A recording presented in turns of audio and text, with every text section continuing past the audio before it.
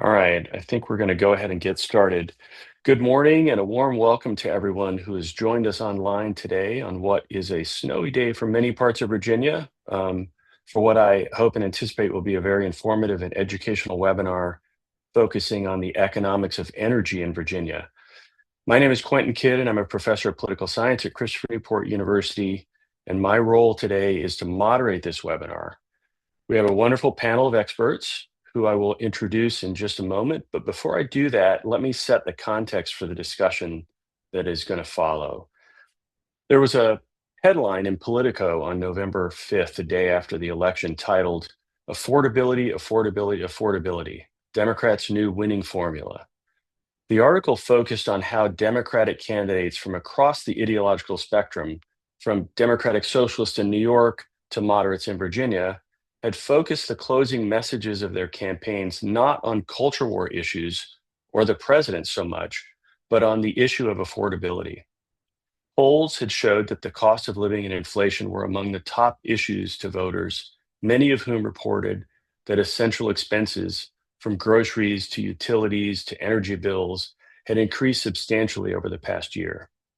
In Virginia, one of the main elements of the affordability issue has been utilities and energy bills. Rising electricity and heating costs have become a political flashpoint in the Commonwealth, where rate increases tied to utilities and data center expansions have spurred voter anger. What we heard from candidates this fall varied, as you might imagine, depending on the party of the candidate. Democrats tended to emphasize the issue and raise implicitly or explicitly the promise of lowering utility bills, increasing clean energy generation, and challenging the policies they argued were responsible for driving up the costs. Republicans sometimes offered divergent and mixed messages, with some pushing back hard against clean energy mandates and instead pushing for more traditional energy production, such as coal and gas, while others argued for more of an all of the above strategy. And still others argue that the rising costs of energy were the results of broader regulatory and infrastructure issues. So, how are energy costs really determined? What are the basic economics of energy costs? And how do those basic economic forces play out in Virginia, in, for example, the Chesapeake Bay, our coastal infrastructure, our farms, and our forests? To help us with the answers to these questions and more, we have three experts. Will Cleveland is with Lighthouse Policy and Law and is an expert in energy and environmental law with a focus on clean energy transition.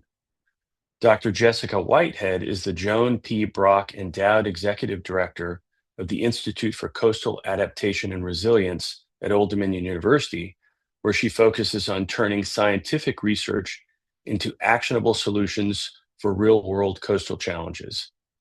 And Christy Everett is with the Chesapeake Bay Foundation, serving as the Hampton Roads Director, where she focuses part of her time and efforts on land conservation and resilience, as well as restoration.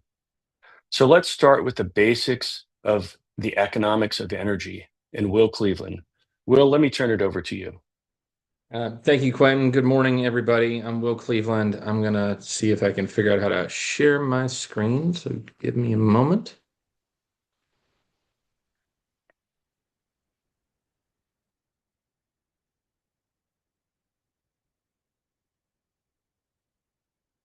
Can everybody see my slides? Somebody give me a thumbs up or say so. Yes. Okay, great. So the goal of this presentation is a very sort of high level explanation of what factors go into actually setting the price of electricity that Virginians pay, and sort of the markets that we are in and who the state regulators are. To start with, not every state sets its own energy policy, and every state appoints somebody to regulate the price of electricity that you pay. So there isn't a national policy on this. It's very much done at the state level. And in Virginia, the body that sets the price of electricity for customers is called the Virginia State Corporation Commission, or the SCC. The SCC is an independent regulatory body. It is not created by law. It is created by the Virginia Constitution itself. and it operates independent of the executive and the legislative branches. There are three commissioners. They sit as judges in cases. They also run a multi-hundred-person agency. The SEC regulates electric utilities, gas utilities, water utilities, insurance, some banking. Originally started as regulating the railroads. But we have in Virginia monopoly electric utilities, which means that there is, with some very, very narrow exceptions, no choice in who will be your electric provider. The state has been broken up into various electric utility territories. If you live or run a business in a particular utility's territory, you have virtually no choice but to buy your power from that utility, and the commission sets the price of that utility. And the sort of fundamental theory behind this, it's called the regulatory compact, that in exchange for a for-profit entity being given an exclusive monopoly franchise, they are subject to price regulation in a way that free market economics would not have price regulation. Competition serves to drive down prices when there is competition. When there is no competition, regulators serve to drive down competition. The other piece that is important to be aware of is that Virginia is not an island when it comes to electricity. We are, in fact, part of what's called the PJM Interconnect, which originally was just Pennsylvania, Jersey, and Maryland. But this is a map of the entire PJM footprint. It is one of the largest power markets in the entire world, if not the largest. And as you can see, it encompasses a bunch of different states, and it is broken up into a bunch of different transmission zones. The green, as you can see, is the Dominion transmission zone. Orange is the AEP zone, or American Electric Power Zone. The transmission zones are different than the utilities themselves. So within the Dominion Power transmission zone, not only do you have Dominion Energy, who is the retail utility for some parts of the state, but you have a lot of the distribution cooperatives. And so transmission and electricity generation and retail sales all sort of serve different functions. I also want to talk about sort of how utilities are structured. When it comes to electric utilities like Dominion or Appalachian Power, those are publicly traded companies, and you have what's known as a parent holding company, and that is the entity that is traded on Wall Street. And then those parent holding companies separately wholly owns a vast array of subsidiary companies, one of which is Virginia Electric and Power Company, which is the entity that actually serves as the monopoly, and it is the entity that is regulated by the State Corporation Commission. And then that utility, and Appalachian Power is the same way, that utility then provides three different utility functions.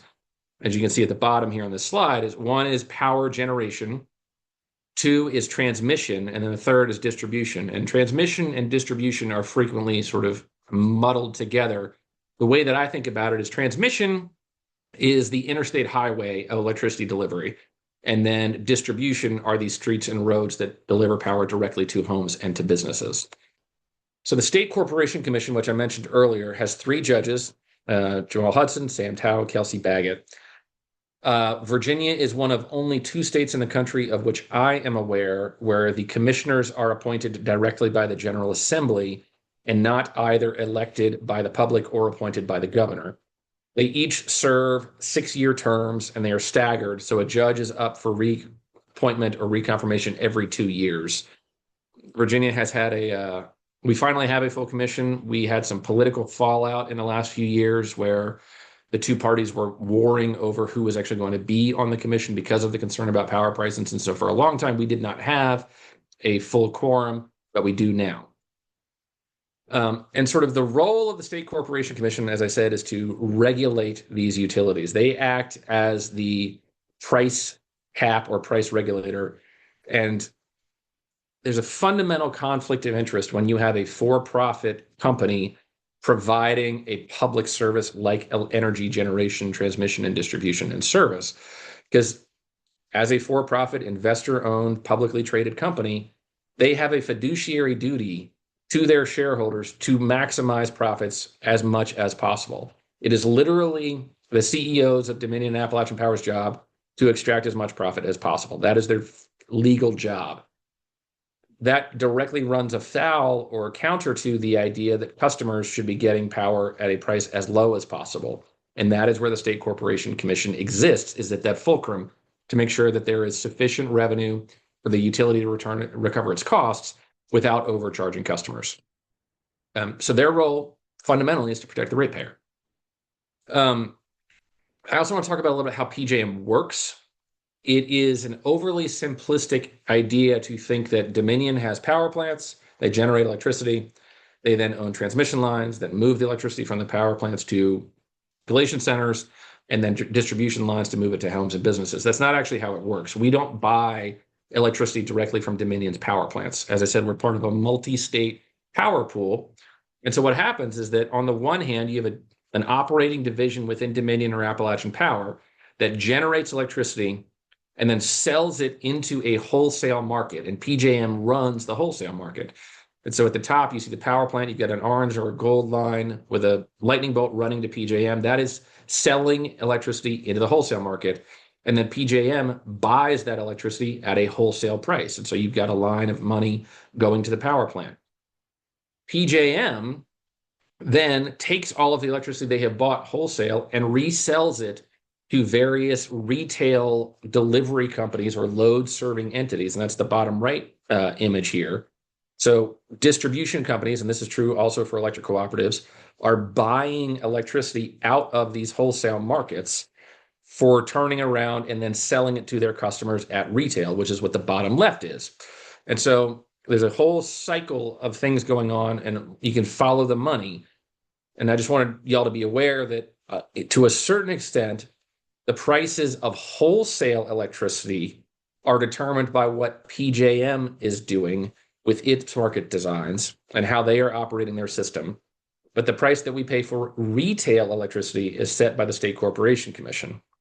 And then down here, you can also see on the far left side of the screen, there's a direct line of money going from the home to the power plant. Because Dominion and Appalachian Power are vertically integrated monopoly utilities that own their own power plants, customers also separately pay for the capital costs of those power plants, independent of what they are paying for the wholesale power that is purchased on their behalf by their companies. And we can answer a lot of questions on this when we get to it at the Q&A section. But one thing that's interesting is that, and this is true for both Dominion and Appalachian Power, is they serve two different functions on this chart. Dominion and Appalachian Power own the power plants, and then they also separately buy power out of the wholesale market for resale to their customers. And so they are in multiple points on this transaction. Finally, customers pay on their bills for a litany of different types of costs. One are the fixed costs, which is when you're paying directly for the power plants. That is equally true of the transmission lines and the distribution lines. And then you are also paying for the costs of the purchased power that the Dominion or APCO entity is buying out of the wholesale market on your behalf. So what I want to do a little bit is explain how the fixed costs, the costs of power plants, the costs of transmission lines and distribution lines are fundamentally set and passed on to customers. And the way that it's done is by calculating what's known as the revenue requirement, which is just a fancy word for thinking about it as like your annual budget. The amount of money that a utility needs to recover its costs plus its state regulator authorized profit margin is what's known as the revenue requirement. So the revenue requirement has a bunch of different pieces to it: capital costs, operations and maintenance costs, and then the profit margin. So I want to give a very simplified example of how a utility would recover the costs of a capital asset over the useful life of its asset. So first things first, when Dominion or Appalachian Power builds a power plant, and let's say that it costs $1.5 billion to build, customers do not pay $1.5 billion in year one. They're going to pay the cost of that asset off over the amount of time that asset is providing value and service to them. So a power plant usually has about a 30-year life. In traditional rate making, that $1.5 billion in capital cost will be spread out evenly over those 30 years and charged incrementally over that period of time. That's called the depreciation expense. As the book value of the asset declines over time, customers gradually pay it off. So here's a simplified example of how that works in practice. Let's assume that a utility is purchasing a $20 million asset. And let's further assume that the authorized profit margin that utility is allowed to earn on that asset is 10%, just to make the numbers even. And let's assume that this asset has a 10-year service life. You're going to, first off, you're going to figure out how you pay off the capital costs. And then we're going to talk about how the ROE is calculated. And then we're going to talk about how those things are put together to calculate the total revenue requirement. So let's start with the capital costs. Let's assume that it's got a 10-year life. So in year one, the asset has $20 million of book value. And in utility accounting, we do straight line depreciation. So over time, that asset will depreciate by $2 million a year until it is fully paid off, or until it's fully depreciated and has no book value to it.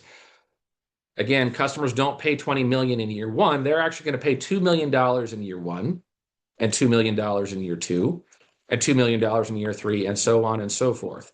And so over 10 years in equal installments, customers will pay $2 million, so that at the end of that 10-year period, customers will have fully paid off the $20 million in capital costs that was incurred.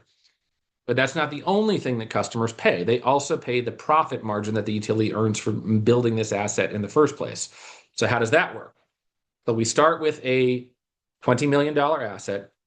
It's a 10% profit margin. So that means that 10% of $20 million, we're depreciating it again.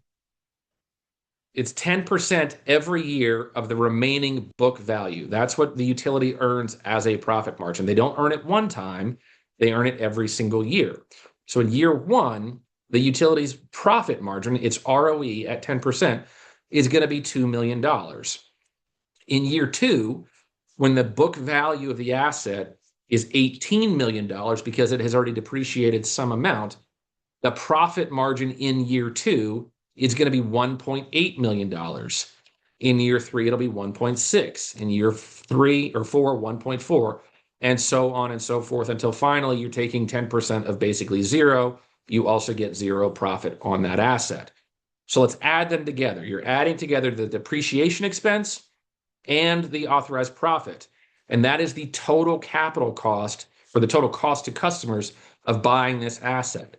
And that turns into a $20 million asset of capital cost plus $11 million in accumulated profit, which means that the total ratepayer cost of that $20 million asset over 10 years is going to be $31 million.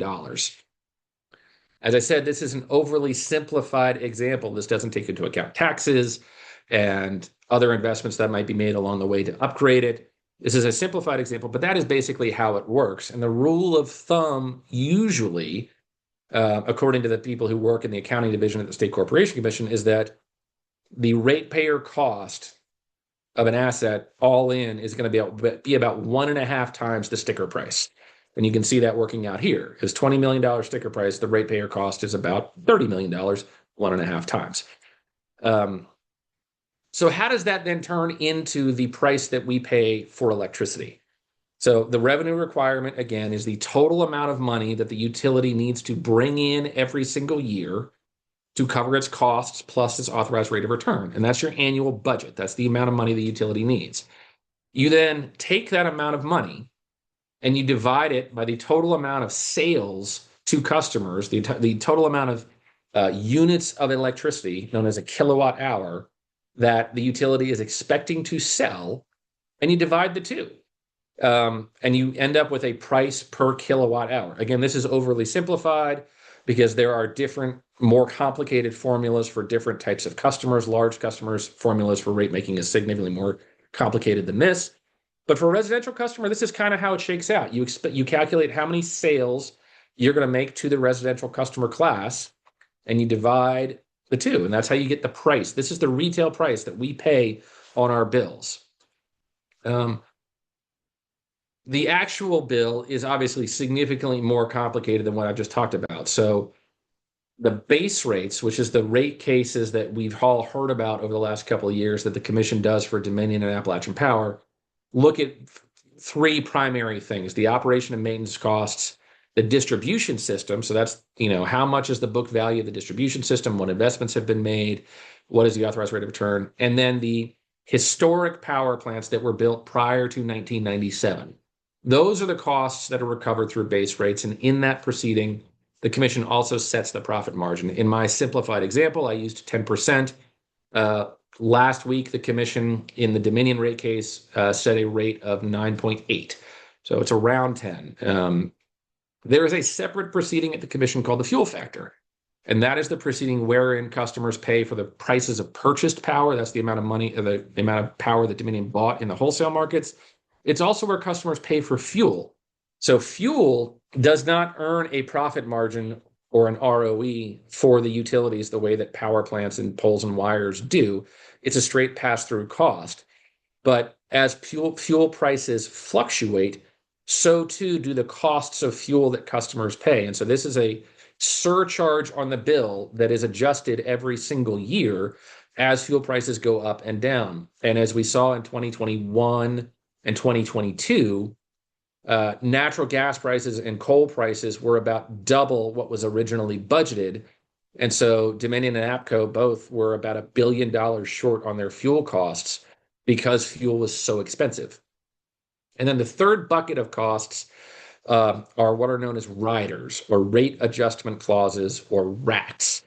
And these are basically additional surcharges that are tacked onto the bill that are authorized by Virginia law for specific types of projects. And so in the transmission space, when Dominion or Appalachian Power wants to build a new transmission line, those are largely regulated by the Federal Energy Regulatory Commission. And so the State Corporation Commission does not get to set the profit margin that the utility earns on transmission. FERC sets that, or Federal Energy Regulatory Commission, also known as FERC. And FERC almost always has given far larger profit margins on transmission than state regulators have given on generation. And there's a whole formula process by which those are calculated. Separately, since 2007, basically every new power plant that has been built in Virginia, the costs of that power plant have been recovered through a new project-specific surcharge known as a RAC, rather than rolled into base rates. And each one of those RACs or riders is also allowed to earn a rate of return. Historically, the commission had the power to set a different rate of return for those individual projects, but in recent years, that power has been taken away. And so whatever the profit margin that is set in base rates is will automatically apply to all of the new power plants that are built. So let's talk a little bit about cost-saving opportunities. I'm not sure how I'm doing on time, but as we just talked about, in the generation space, cost-saving opportunities are things that don't involve fuel costs. So as fuel prices become more volatile, coal, natural gas, resources that don't have an associated fuel cost, like solar and wind, actually play a great role in providing an economic hedge for the cost that customers pay, because there is no volatility in the price of fuel for those, because there is just a zero-cost fuel. Relatedly, to the extent that we can reduce the amount of electricity that we need to generate in the first place through things like demand-side management and energy efficiency, that also provides an economic hedge against fuel costs and against the incremental costs of building new power plants. Transmission also has significant fuel saving or cost saving opportunities going forward. The technology we are using for transmission now is about 100 years old, but there are emerging technologies called grid enhancing technologies or significantly more efficient conductor lines that can be replaced on the existing infrastructure to get significantly more value and use out of what is already in the ground, which again delays or obviates the need for new investment in the transmission system, which also helps keep costs down. On the distribution side, as we think about power generation and the need to move electricity from power plants to homes and businesses, the more we can do to site power generation near where it is consumed reduces the amount of need for new transmission and distribution infrastructure, which is where the value of distributed generation like rooftop solar comes in. So that is a very, very high-level crash course in rate making. And I am going to stop there. I think we have a Q&A coming up later in the process. Great. Thanks for that, Will. Very informative presentation. And yeah, just to pick up on the Q&A comment from Will, as a reminder, we're going to have a Q&A session at the end of the panel. So go ahead and submit questions. There's already been one submitted. Go ahead and submit questions as you have them. As the presentations are being made, as you have questions, just go ahead and put them in the Q&A box. And in the meantime, let's look at another way to think about costs through externalities that don't necessarily show up directly in an electric bill, like Will just described in his presentation, but still have major impacts on state and local budgets, businesses, individuals, et cetera. For this perspective, let's turn it over to Dr. Whitehead and her presentation. Dr. Whitehead, over to you. Thank you so much, Quentin. I am going to get my screen share going. Everyone see that? Yes. Thank you, everyone, and thank you, CCAN, for the invitation. I'm really excited to be here. I do want to start. I am with Old Dominion University's Institute for Coastal Adaptation and Resilience. We are based in Norfolk, Virginia. And I wanted to start with a little bit of a disclaimer that the content in my presentation reflects my professional expertise and my subject matter knowledge.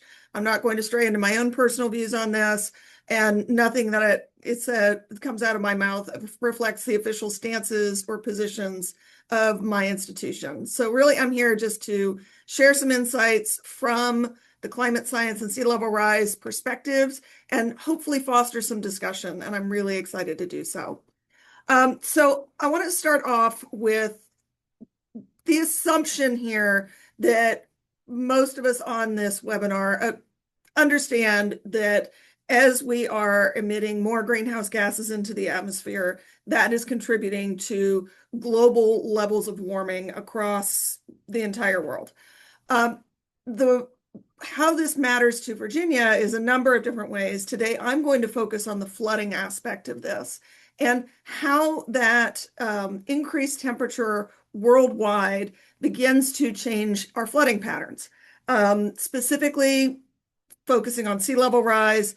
But we could also talk about how increased warming leads to changes in patterns of having wetter storms and having larger amounts of water fall in shorter amounts of time. Those of you who are curious for more of those details, George Mason University, along with several of us who are partners, just released the Virginia Climate Assessment, and I would highly encourage you to go check out that document on the George Mason website with the Virginia Climate Center, because it goes into the basics of what we do and don't know about climate science in Virginia. So bringing it then to the sea level rise aspect, there are multiple factors that cause sea level to change. Not all of these are specifically related to warming. Some of them, for example, vertical land motion, are natural processes recovering from post-glacial rebound, as well as human-induced processes like groundwater withdrawal. But in terms of energy and the consequences of putting more greenhouse gas emissions into the atmosphere, really what we're looking at is this issue of ice melting, ice that was previously on land becoming part of the oceans, and that density change as well. We all know if you've ever boiled a pot of water and started off with water that's way too close to the top of that pot, put some more heat in, you end up with a pot that's boiling over. Some of those same physical principles on the density of water as it gets warmer. That doesn't take away these other natural processes that at times either further accelerate our sea level rise in Virginia or reduce it. Those ocean circulation processes, all of those still happen. But those short-term climate patterns are really overlaid on a long-term trend of sea level change. And so we can kind of see this. This is the tide gauge at Sewell's Point, Virginia, and the relative sea level trend. This is one of the longest tidal gauge records in the United States, one of the longest tidal gauge records in the world, right here in Virginia, about 3 miles from where my office is. And you can see some of this natural cycles that we have of these global circulations leading to temporary accelerations, storms leading to temporary accelerations, leading to temporary decelerations. But overall, as you can see, the trend is going up.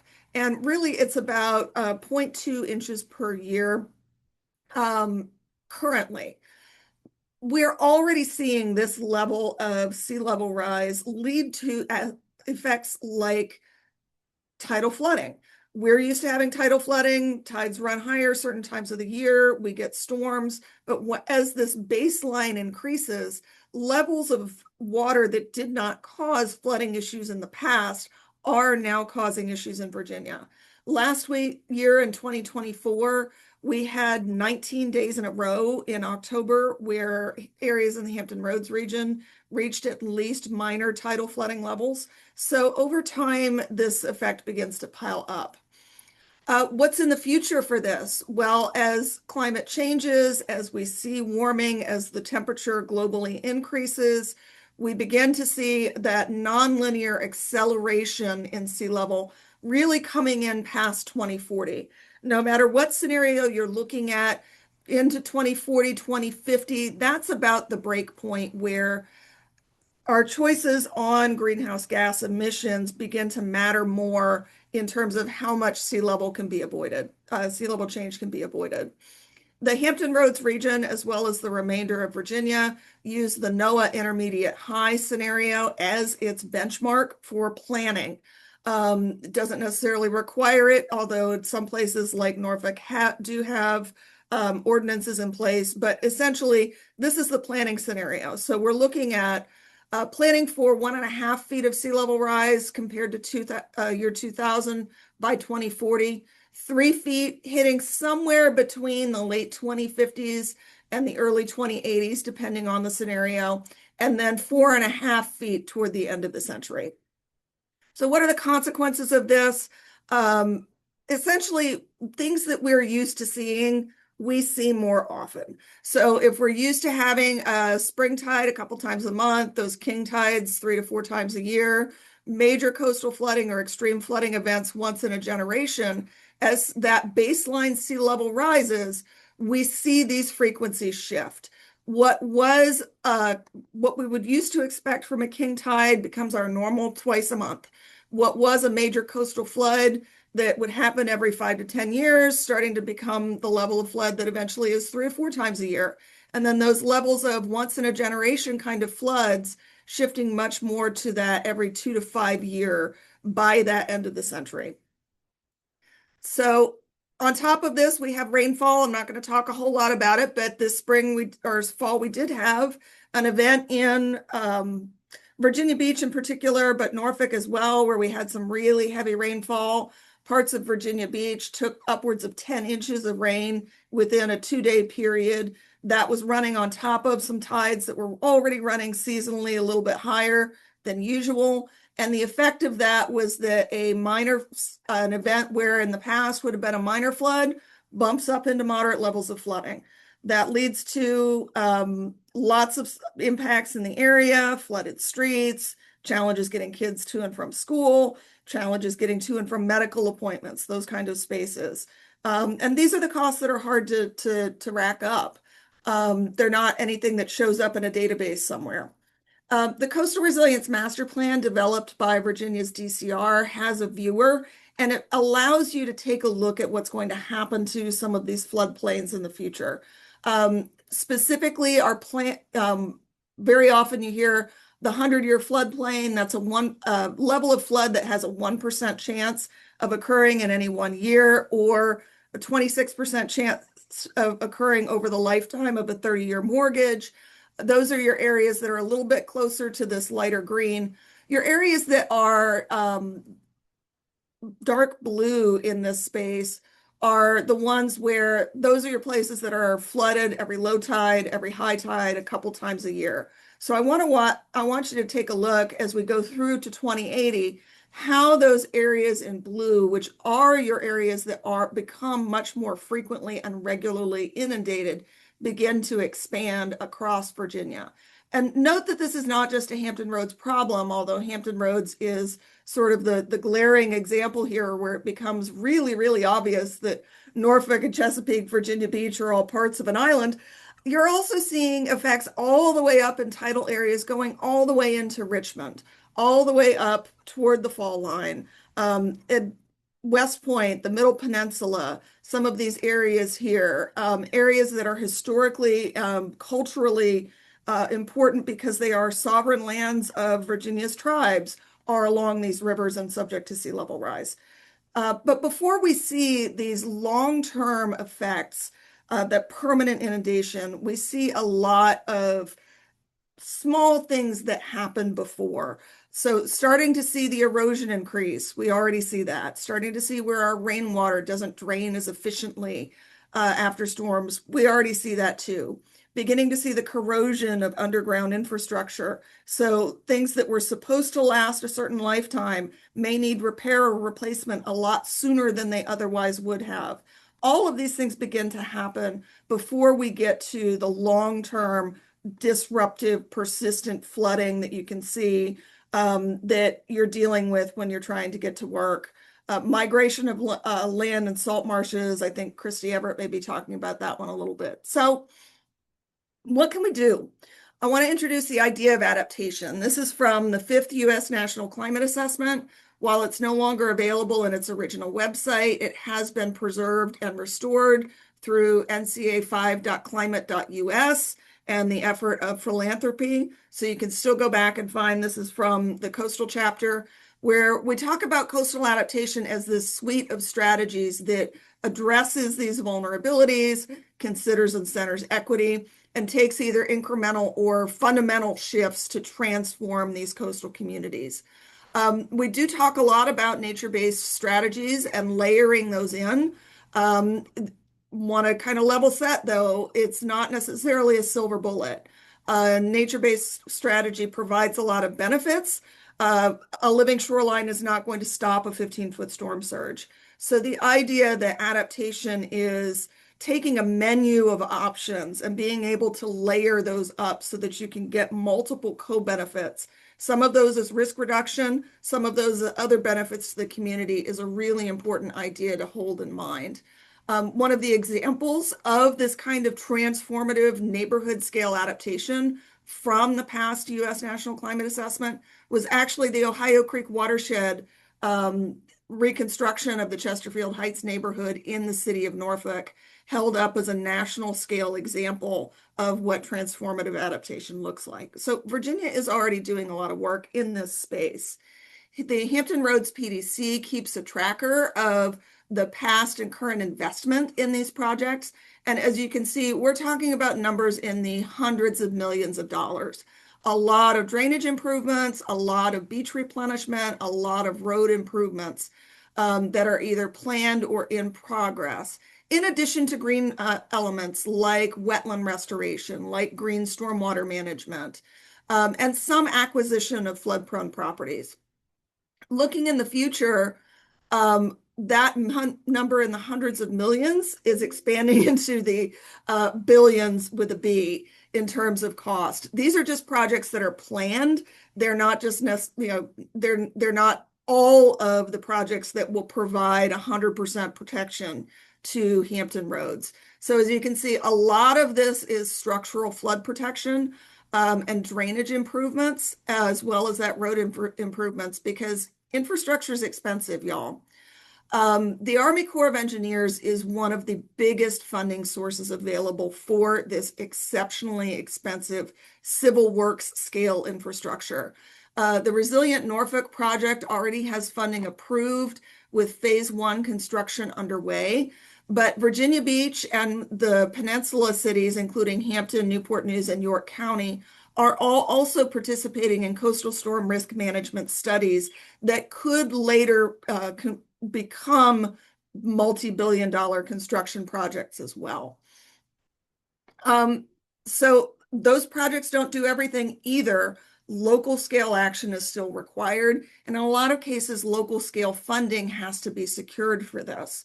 The Virginia Beach ripple effect is a great example. In 2021, voters approved a $467 million bond referendum to construct 21 projects.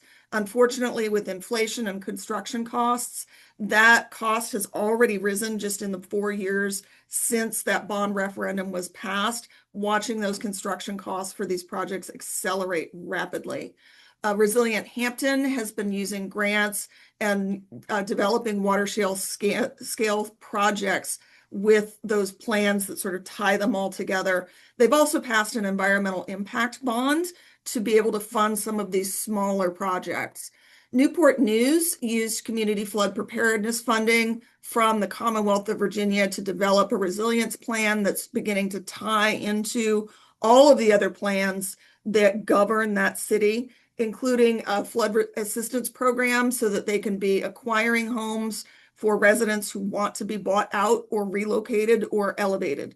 And then it's also happening in rural areas too. The Fight the Flood program from the Middle Peninsula PDC is one of the few programs that's available nationally that focuses on helping private homeowners connect with grant opportunities that can be used on their own private property and contractors that can meet that need. Doing work, particularly with government funding on private property, is hard, but sometimes we are looking at a real issue where water is going to get in and it's on somebody's privately held property. There could be a benefit to other properties behind it on mitigating onto that property. But it gets into a legal area, particularly with allocating funding pretty quickly. Looking at some of these multiple benefits, this is research that some of our ODU researchers, Laura Costadone and Evie Zhang, have been doing on one of the flood projects that's in that Ripple Effect Virginia Beach package. The Bow Creek restoration, they're converting what used to be a defunct golf course into something that reduces flood damage by 50%, but also as they're going through and calculating these multiple benefits of adding green infrastructure, finding up to a 10-degree cooling effect in some parts of the property, increasing biodiversity and pollinator abundance, and then increasing the property value of the home, so providing some benefit to the homeowners as well.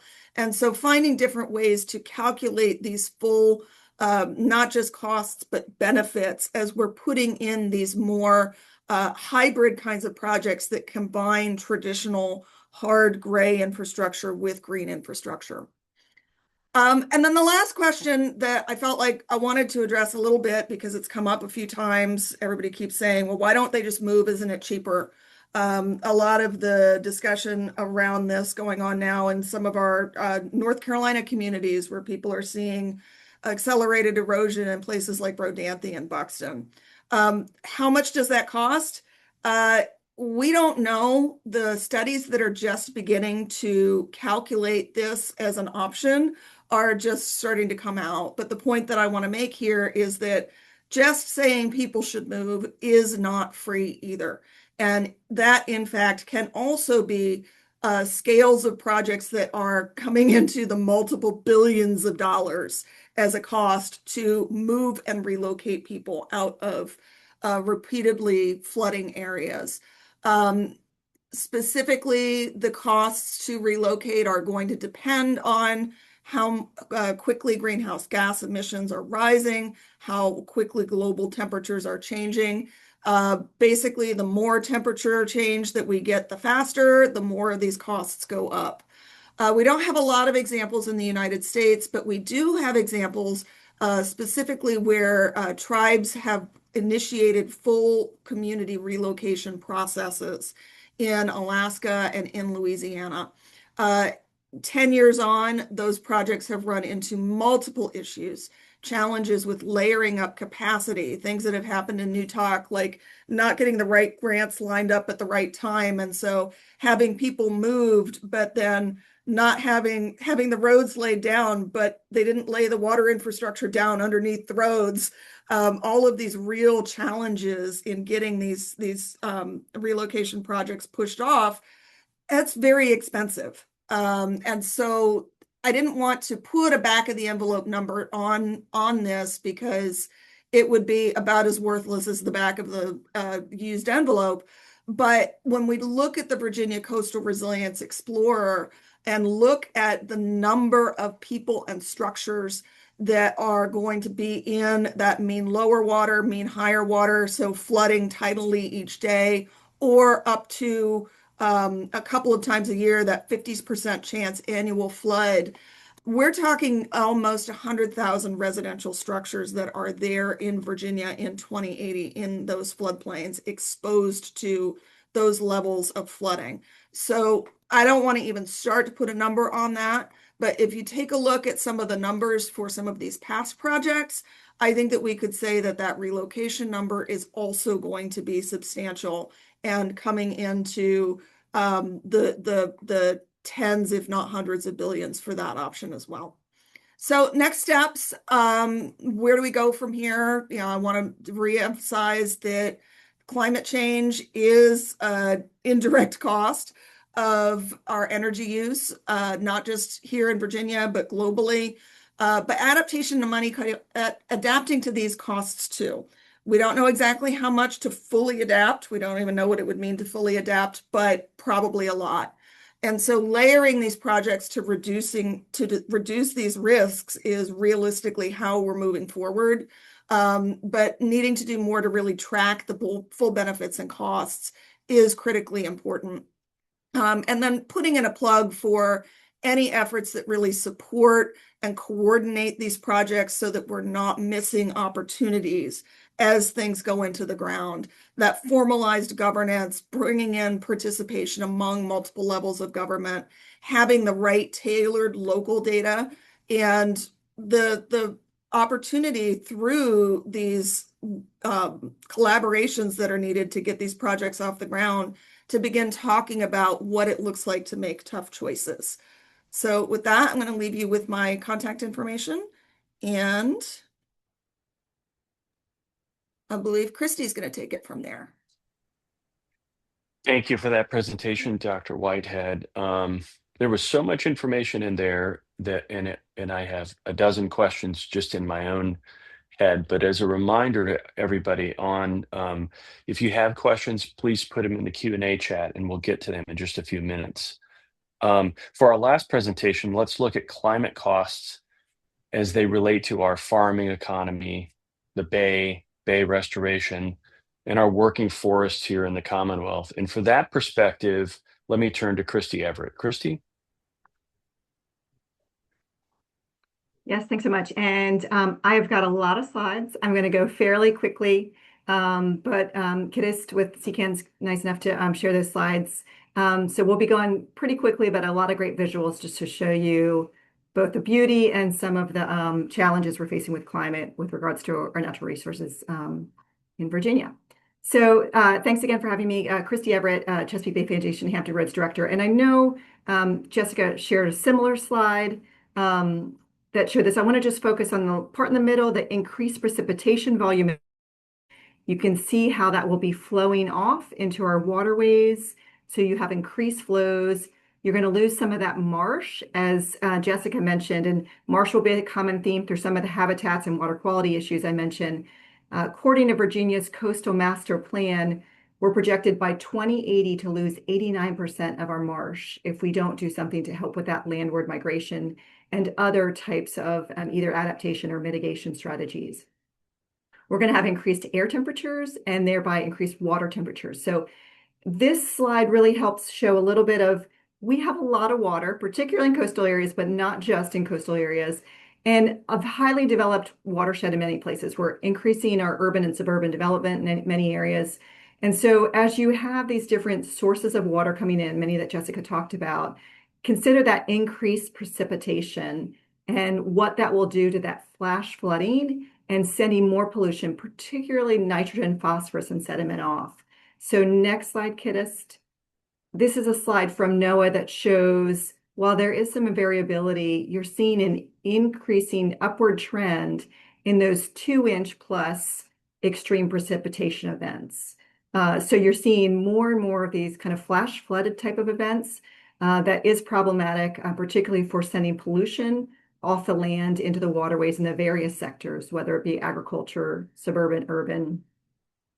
Next slide. This also kind of helps us understand too as well how increased air and therefore water temperatures is really going to affect habitat as well as be conducive to some water quality continue problems. So air temperatures in the watershed have risen. 2021 showing increases of 0.6 to 2.8 degrees Fahrenheit above the 1901 to 2000 average. So this is one of our main challenges with climate, again, for habitat and water quality.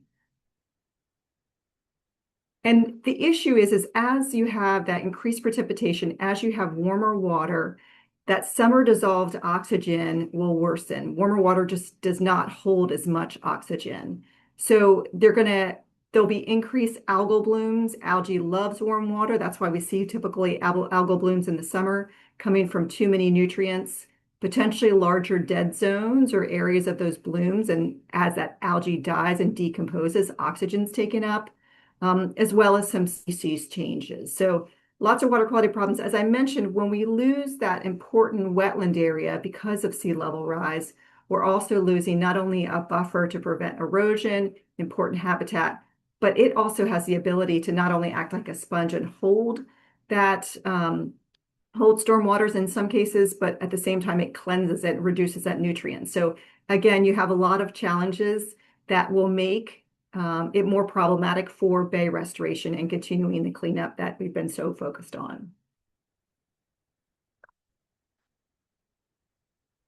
So cleaning up the bay is not cheap. I think many of us have seen some of the commitments, fortunately, that the state and federal government, Virginia alone has invested billions of dollars to reduce pollution from agriculture, wastewater, stormwater pollution, and we're far from finished. Climate change is reducing that effectiveness. So it's making our jobs harder. According to the Chesapeake Bay Program Comprehensive Evaluation System Response Report, climate change could have offset up to 36% of nitrogen reductions. Now I want to get a little bit into more of the habitat issues and look at fisheries because this is a big income driver for our states, many jobs and both direct and indirect. I'll get into some of the numbers in a minute, but climate impacts like warming waters and deoxygenation are driving habitat impacts and they're shifting migration patterns. There's some winners and some losers in those fisheries, but think about those fishermen that are working with a particular fish. They have the permits, they have the gear, they have the tools and equipment, and those migration patterns are changing and what that would do to their livelihood in an already and challenging scenario. So Virginia's fisheries are responsible for hundreds of millions in state revenue annually. As I mentioned, with those wetlands along the coastal area, they're really critical habitat for those fisheries.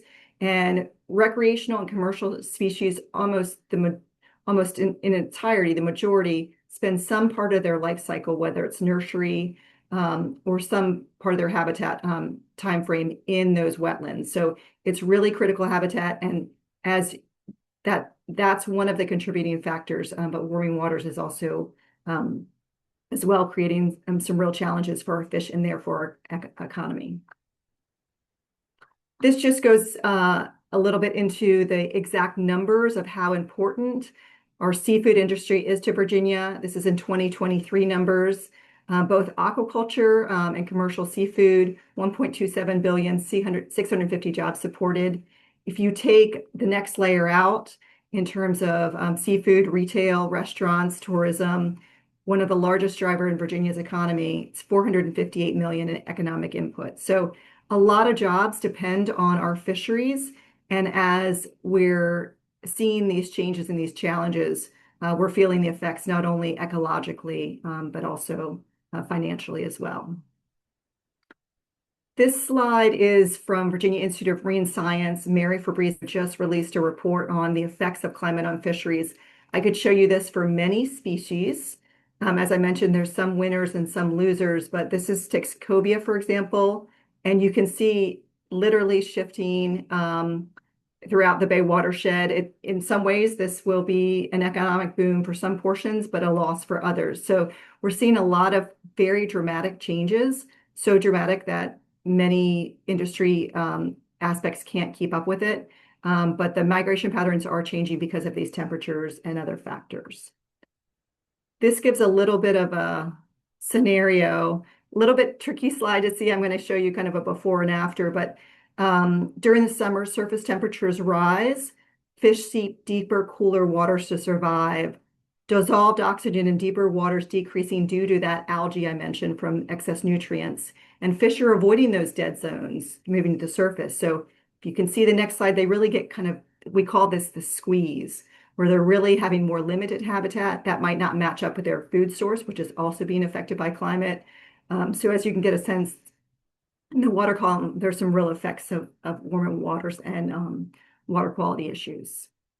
If you zone in too on the kind of aquaculture aspect as well, or oyster restoration, carbon dioxide converts to carbonic acid. If there's enough of it, it can lower the acidity of seawater.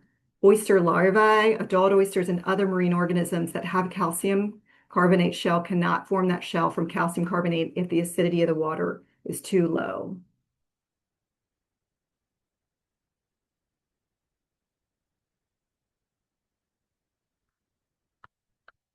So aquaculture itself is a billion-dollar industry in the United States. In the Pacific Northwest, they've already faced some production failures due to acidification. It's led to the closing of multi-generational shellfish companies.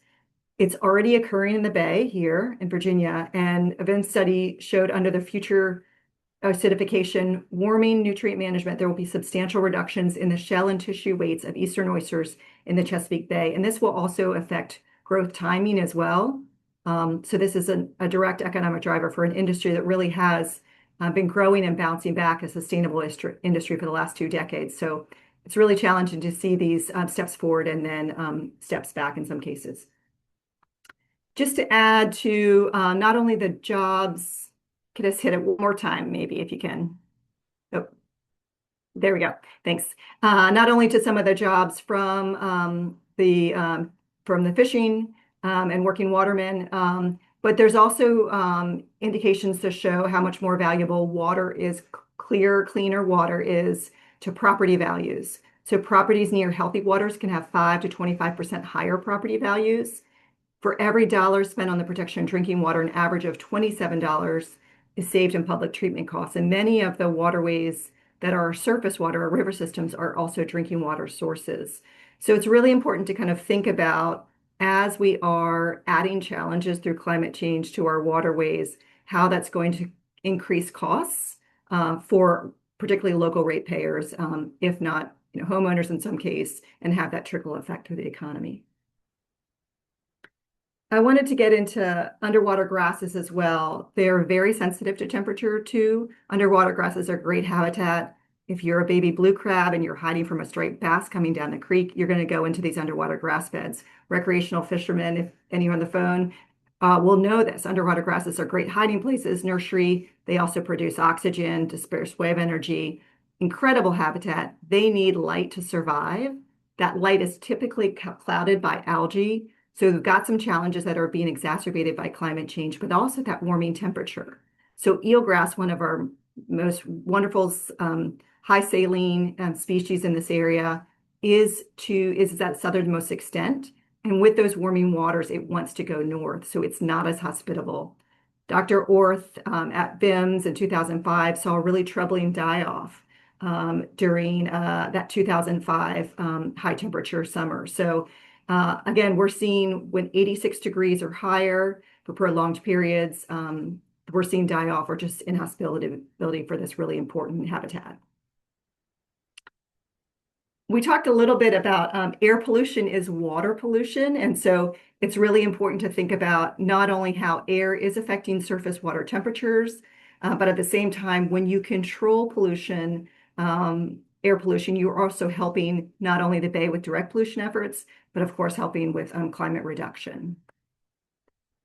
So less nitrogen and sulfur deposition from the air means healthier soils and forests, which can store more carbon. So a lot of benefits. Atmospheric nitrogen deposition to the watershed is 326 million pounds per year. So from this airshed, you contribute a lot. Those air quality regulations that encourage cleaner energy sources, they reduce fossil fuel and climate impacts, but also are helping directly the Bay. Again, we want to think about community as well. Air temperature has risen 1.1 degrees Celsius. water 1.4 degrees Celsius between 1960 and 2010. Increasing air temperatures result in more heat-related deaths, more air pollution, particularly ozone smog, is increasing asthma and lung-related illnesses. Speaking of heat, urban heat islands are significantly becoming more of a threat. Estimated 50 million people along the US in 65 cities are experiencing elevated temperatures. So we're looking at 8 to 10 degrees hotter than in rural areas. So there are increased energy costs to individuals and increased energy heat risks. These urban heat islands can overlap exactly with heat-related illness 911 calls. And you can also see that as well coordinate with green spaces. And of course, it's really important to note that these are more severely affecting lower income neighborhoods. A little bit about agriculture as well. Hurricane Helene, so again, those warmer waters generating more extreme hurricanes and other events, did 125 million damage to farms in the Southwest Virginia. What is really problematic is these shifting rainfall patterns. So some years it's drought, some years it's too much, but this inability to be able to plan is very challenging for farmers in the Bay watershed. It's really important to note that some of the conservation practices that are good for the Bay can also help carbon be sequestered in the soil. As you have healthier soil, you have more carbon to be able to be held. So you can hold nutrients, you can reduce nutrients coming into our waterways with some of these materials, some of these practices. There are best managed practice funding for many of these, but it's really important to think about this an investment in the soil and the land, not only to mitigate climate, but obviously for conserving really important soil for our farmers. And I've got two images after this. This is a before, and then Kidis, I'll have you show the after one, just to give you a sense of what we're talking about. That's a farm, the Bay watershed, showing direct deposits initially into the creek from cows, of course, creating bacteria issues, but afterwards with meadow, and then those are tree stakes, future tree buffers, creating habitat, water quality protection, and preserving that really important soil. And I'll end with these final two slides. At least 13 islands in the Bay have disappeared entirely. That picture right there Kidis is showing is from 1910. It's neighborhood Holland Island, 60 homes stretching for 2 miles. There's a post office, a hall, a church, a grade school, full-time doctor and minister, 55 skipjacks, and unfortunately, I'll show you the next slide. It disappeared into the Bay, I believe in 2010. So that kind of gives you a sense of some of the things that we're physically losing as well. So with that, Quentin, I will turn it back, a question and answer side, but turn it back, I guess, to you for all the panelists. Great. Thank you for that, Chrissy. That again, some of the information you present and some of the photographs just raise all kinds of questions. And so with that, I'm going to shift to our Q&A portion of this. So we've had a number of questions that have been submitted, and some questions have been submitted. Some people have submitted multiple questions. So I'm going to try to get to a question from everybody who has submitted one. And so if you've submitted more than one and I don't get to your second question, then I apologize. It's a time thing. So, and I would say to our panelists, I may direct these questions at one of you, but all of you, please feel free to jump in. Starting at the top, this is for Will. Can you explain the levelized cost of electricity and what it means for costs of clean energy versus fossil fuels and other sources of energy? Sure. So the levelized cost of energy is a process by which you try to create an apples to apples comparison between different types of electricity generation resources. And basically, so a unit of electricity is a kilowatt hour, or depending on how much of it, it's a megawatt hour. And so usually what you do is you take the cost of a resource over the course of a year, and then you divide it by the sort of expected output of that resource within that year, and you figure out how much it costs to build the power plant and then generate the electricity to produce 1 unit of electricity. And it sort of creates this apples to apples comparison. It does not take into account things like the value of electricity at different times of day. And it doesn't take into account other aspects, but that's what it is. It's sort of a framework for an apples to apples comparison of the costs of different resources and how much value they're producing. It is limited in its utility. There are a lot of value streams that it doesn't take into account. Got it. Jess or Christy, you want to jump on the economic side of the answers? All right.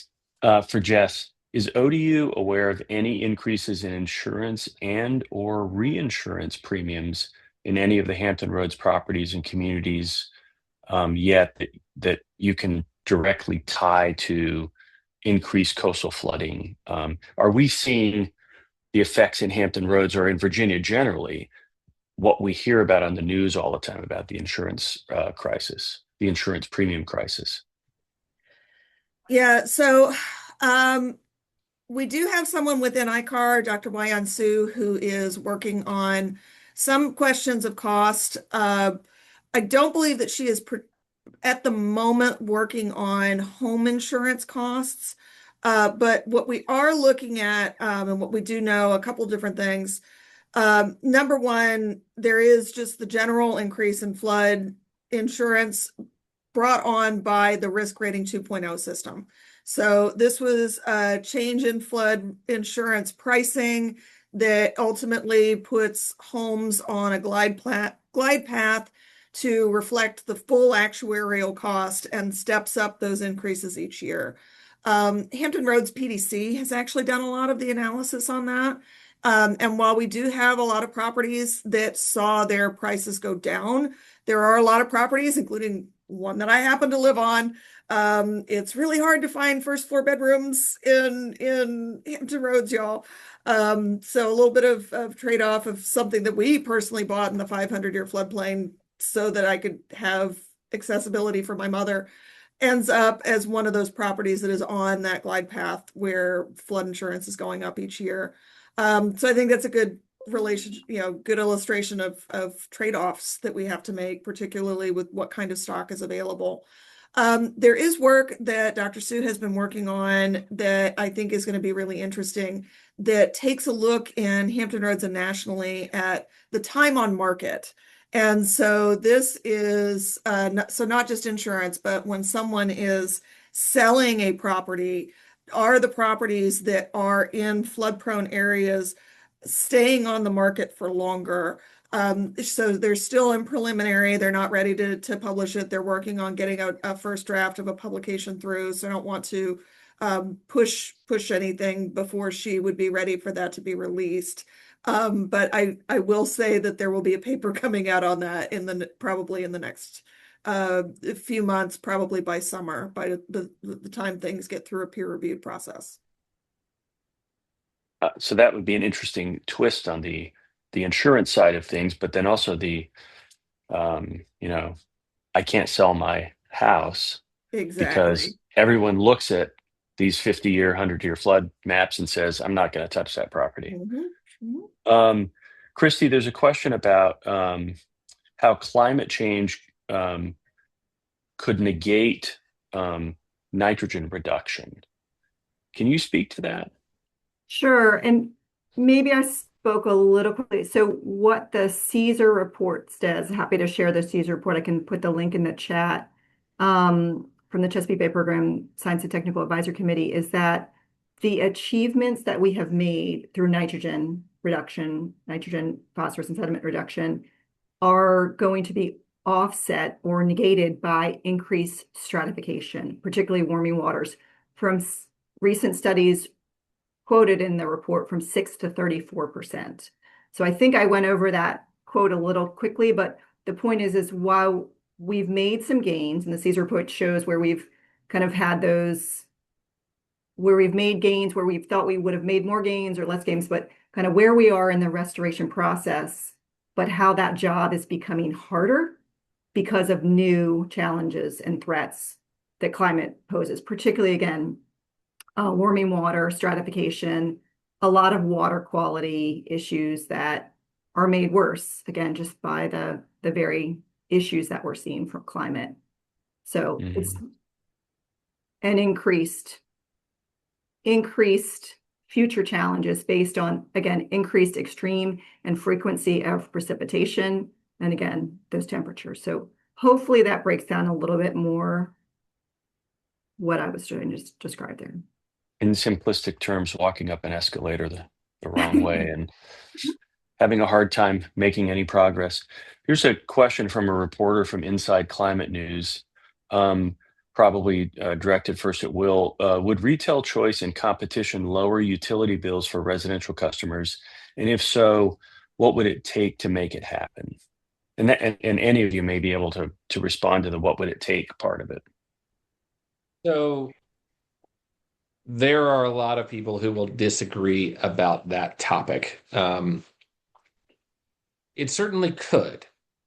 Right now in Virginia, there are very, very narrow provisions that would allow large customers to buy their electricity from third-party suppliers who are not their utilities. You have to have over 5 megawatts of measured demand.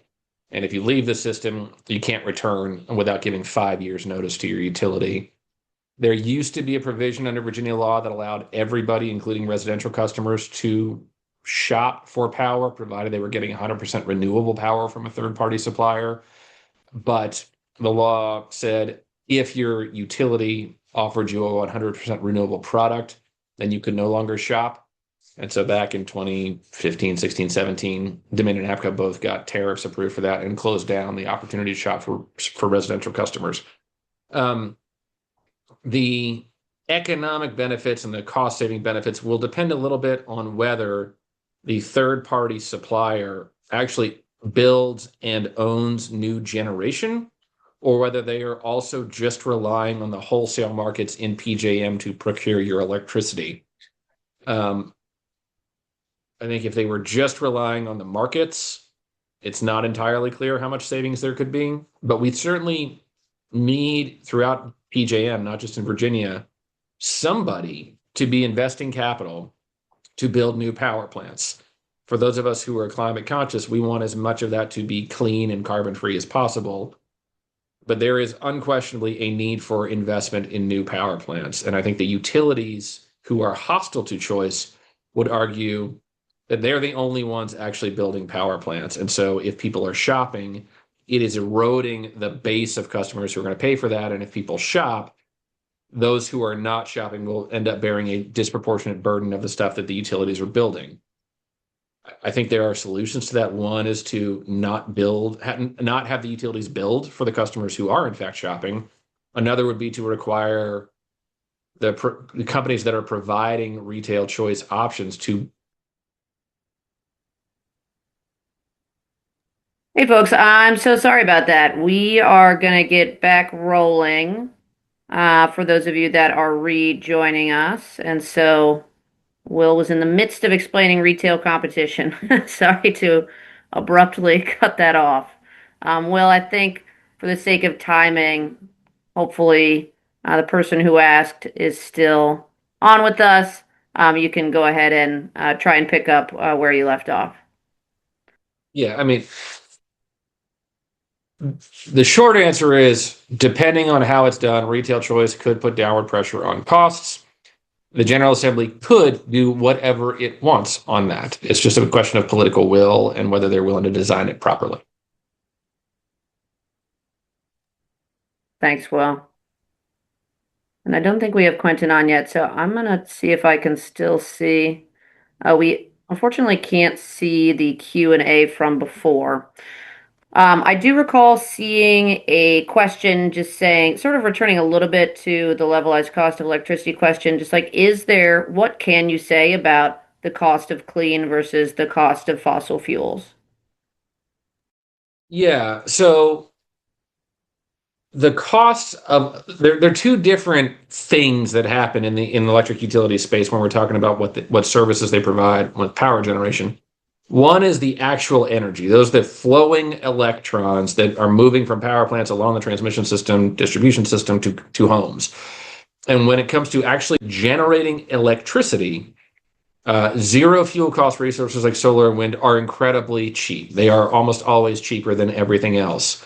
The problem is, and this is a function of PJM's market design, is that utilities don't build their system just thinking about the flow of electricity, because the total system-wide consumption of electricity fluctuates every hour, and which creates things that we often call the peaks. So the hour of the day when everybody is using electricity at once creates the highest level of consumption. Utilities are planning and building for that peak. And so they end up building and planning resources that are not intended to run 24/7 because usage fluctuates throughout the day. And so there is a totally separate market condition called capacity. And what I think of as capacity is like you get paid to be on standby or to be backup or to be available if and when you are needed for those peak hours. And the capacity value that a resource has is a function of the market design. And so within PJM has said, well, we don't think some types of resources really have as much capacity value as others, because you cannot just flip a switch and turn them on in any hour of the day when the system needs them. They are not quote unquote dispatchable. Solar and wind, when they're not paired with storage, are really only going to generate very low cost electricity when the sun is shining or when the wind is blowing. And they're very reliable in doing that in those expected hours. But when the wind is not blowing or when it's dark out, they're not available. And so PJM's market designs don't provide those resources to have a lot of capacity value or standby or backup value, which is a huge chunk of the revenue stream associated with building new power plants. And as a result, they don't fare as well in the economic analysis as other things do, because PJM's market designs sort of fundamentally discount their value from the jump. A lot of that can change if you change the market designs and give them more capacity credit than they currently get. And I'm sure that you can get a panoply of experts from all ranges of the spectrum to debate how much capacity value they should actually be receiving. I don't know if that answers your question. Hopefully it does. It should answer at least part of it, I would think. There's a lot to that question. Here's another, I think, an interesting idea. Should the utilities, so, presumably energy costs more depending on the time of day and that it's produced. Should there be variability in rates depending on the time of day? And are there any examples of that legislatively done around the country or even around the world? And what would the effects of that be? Yeah, that's right. So as I said, in a peak hour, you're going to be calling on some resources that don't run all that often. Those tend to be the less efficient, the more expensive to run gas peaker plants, oil peaker plants, whatever you want to call it. And so the price of generating that electricity does get greater over time, and the value of it is greater. And so, yes, Quentin, there are some limited options. We call it time of use pricing, where you're basically sending a signal to the consumer that if you're going to use electricity in these hours, because electricity is more expensive to generate in those hours, it should also be more expensive for you to buy. The problem with time of use pricing, and we used to see this with cell phones back in the day, remember unlimited nights and weekends? Mm-hmm. Same kind of concept, is that in theory, a time of use price structure can incentivize people to change their behavior and respond to the price signal. That only works if, one, people understand the price signal in the first place. It can't be too complicated or too sophisticated. And it also just has to not adversely affect their daily lives. And so the sophistication of the customer also will drive how responsive they are to the more sophisticated price signal. Residential customers, it's usually pretty simple, like on and off peak pricing.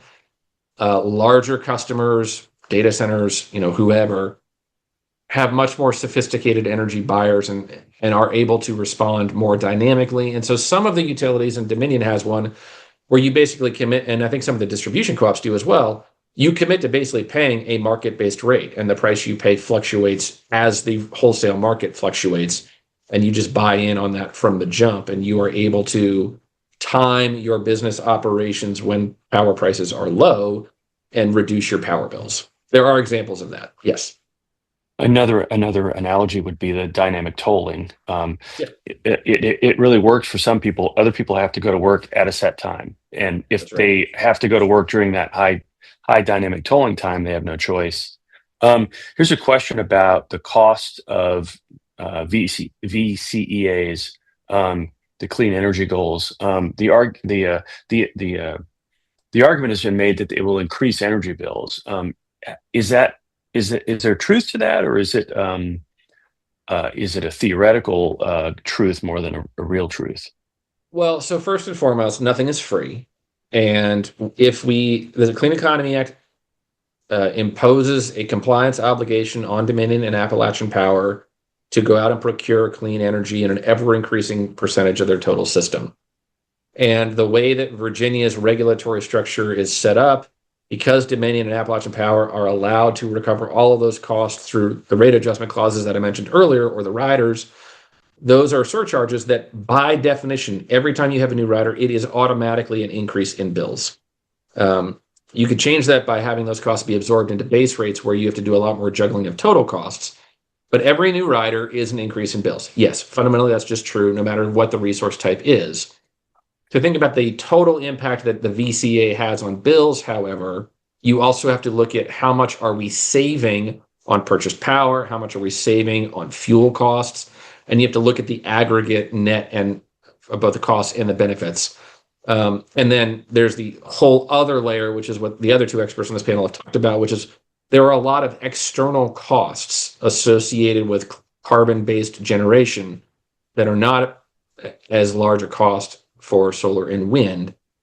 And to what extent are economists taking those externalities into account when we talk about the net cost or benefit of clean energy policies for customers? And lots of those externalities won't be borne by the economy the way we have it set up now. They're borne by other. We probably have. Sorry, one last thing. I will say that the Clean Economy Act does require the utilities, when they do their economic analysis of new power plants, to take into account what is called the social cost of carbon. And so that is sort of a proxy for some of these externalities, and it shows up as a cost adder for natural gas or coal, and it shows up as a cost benefit for solar and wind and storage. Got it. Christy or Jess, you want to jump in on any of that?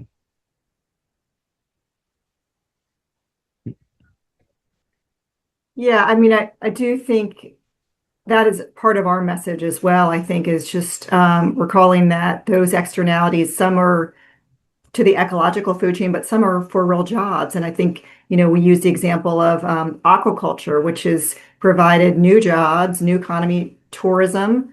It's helped with restaurants. And so you're making gains in many areas that are going to have increased challenges. And we have to, I think, consciously remind people that if that stakeholder is not at the table, that there are costs that are, part of our local economy, and maybe not, but just, I think, increasing the dialogue about who's feeling the effects of our decisions and reminding us that maybe those alternatives can reduce those effects, and just being more mindful of those impacts is, I think, a conversation we all need to be probably contributing to and participating in, particularly with decision makers.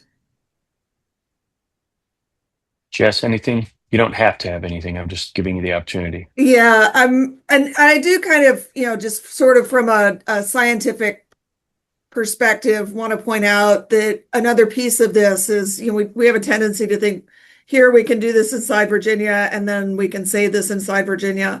Unfortunately, when we're talking about the movement of greenhouse gas emissions in the atmosphere, none of those happen to respect our locality or state boundaries going upward through the elements and the different layers of the atmosphere. So yes, Virginia doing everything that we can, but also being conscious of our role in also making sure that Virginia is not the only one taking these actions is really important to be able to truly say that we're going to reduce these risks by reducing, increasing our clean energy, reducing our greenhouse gas emissions within the state. The carbon molecules, unfortunately, can come from anywhere. So that keeping our role nationally and internationally in these spaces and keeping conscious of the fact that not just Virginia, but everyone else in a coastal region is also bearing some of these indirect costs is really important to keep on the table. Yeah, it's a really good point. Civil lines, city lines, state lines, international borders are human created, and nature probably doesn't really care about it. That's I guess all the, the the time we last have. thing I would add on that is, Yeah. those of us who are climate advocates, fundamentally, the costs of not doing anything on a global scale are always higher than the costs of doing something. Yep. Right. And that's I think that the recent push on adaptation at the last COP earlier this month, end of last month, what day is it? Is a really good example of that. Adaptation becoming more and more a part of that international conversation, and more internationally being in positions where we're starting to see that sticker shock and that cost of inaction. Great. Well, looking at the clock, I think we've reached the end of our time here. So I'd like to say thank you one more time to our panelists, Will, Jess, and Christy, for a really informative and I hope also really educational webinar. I'd like to thank all of you who tuned in today, and I hope that you learned something of value to you.